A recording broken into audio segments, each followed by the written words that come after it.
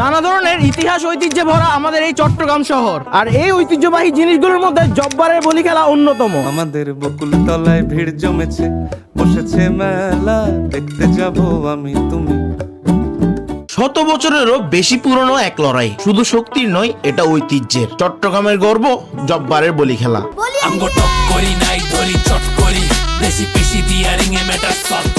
মূলত 1909 সালে আব্দুল জব্বার সওদাগর এই খেলাটির সূচনা করেন। তখন ব্রিটিশ শাসনের সময় তরুণদের শারীরিক এবং মানসিকভাবে শক্ত করে তোলার উদ্দেশ্যে শুরু হয়েছিল এই আয়োজন। ধীরে ধীরে এটি হয়ে ওঠে চট্টগ্রামের অন্যতম ঐতিহ্য।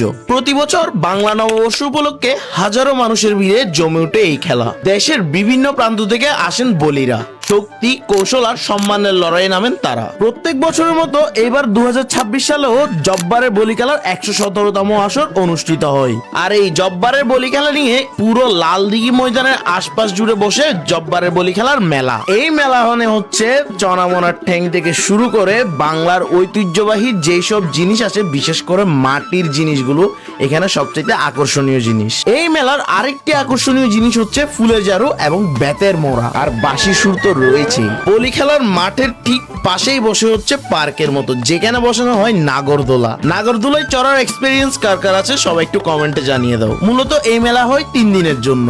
এই বছর এই মেলার সম্পূর্ণ আয়োজন করে বাংলালিংক। তাদেরকে অসংখ্য ধন্যবাদ চট্টগ্রামের ঐতিহ্যকে এরকম সুন্দরভাবে তুলে ধরার জন্য। এটা শুধু খেলা নয়, এটা চট্টগ্রামের আত্মা, যেখানে প্রতিটি লড়াইয়ে লুকিয়ে আছে সাহস আর গর্বের গল্প। এই ঐতিহ্য বেঁচে থাকুক প্রজন্ম থেকে প্রজন্মে। দেখা হচ্ছে পরের কোনো ভিডিওতে। ততক্ষণ পর্যন্ত ভালো থাকুন, সুস্থ থাকুন। আল্লাহ হাফেজ।